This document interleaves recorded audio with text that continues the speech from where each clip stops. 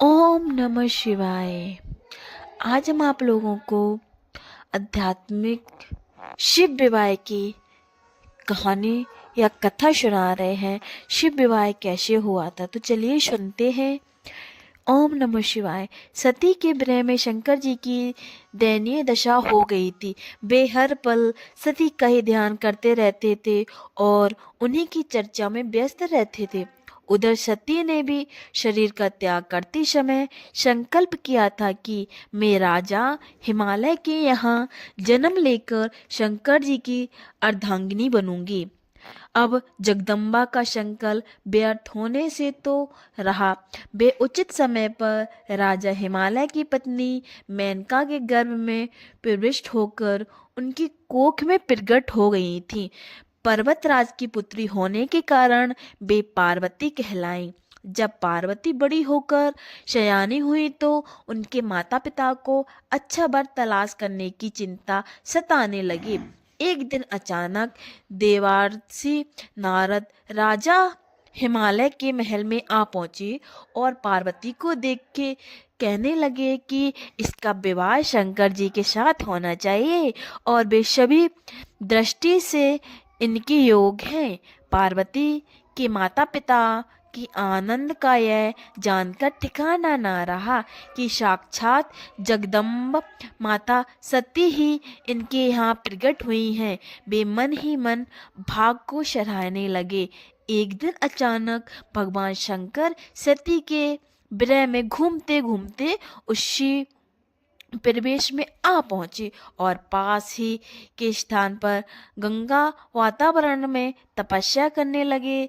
तब हिमालय को इनकी जानकारी मिली तो वे पार्वती को लेकर शिव जी के पास गए। वहां राजा ने शिव जी से विनम्रता पूर्वक अपनी पुत्री को सेवा में ग्रहण करने की प्रार्थना की। शिव जी ने पहले तो आनाकानी की, किंतु पार्वती की भक्ति देखकर वे उनका आग्रह न टाल सके। शिवजी से अनुमति मिलने के बाद वो पार्वती प्रतिदिन अपनी सखियों के साथ ले उनकी सेवा करने लगी। पार्वती हमेशा इस बात का सदा ध्यान रखती थी कि शिवजी को किसी भी प्रकार का कष्ट ना हो। वे हमेशा उनके चरण धोकर चरणोदय ग्रहण करती थी और षोडशाचार से पूजा करती थी।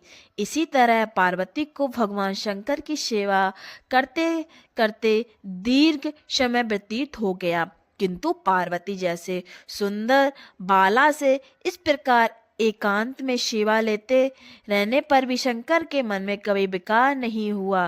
वे सदा अपनी समाधि में ही निश्चल रहते रहते थे। उधर देवताओं को तारक नाम का असुर बड़ा तास देने लगा। यह जानकर कि शिव के पुत्र से ही तारक की मृत्यु हो सकती है, सभी देवता शिव पार्वती का विवाह कराने की चेष्टा करने लगे। उन्होंने शिव को पार्वती के प्रति अनुरक्त करने के लिए कामदेव को उनके पास भेजा, किंतु पुष्पायुक्त या पुष्प बाण भी शंकर के मन को विक्षुब्ध न कर सका। उल्टा कामदेव उनकी क्रोधाग्नि में भस्म हो गए। उसके बाद शंकर जी वहां अधिक रहना अपनी तपस्या के लिए अत्यारूप समझ कैलाश की ओर चल दिए। पार्वती को शंकर की सेवा से वंचित होने का बड़ा दुख हुआ, किंतु उन्होंने निराश न होकर तब भी बार बार तप द्वारा शंकर जी को संतुष्ट करने की मन ही मन में ठान ली थी।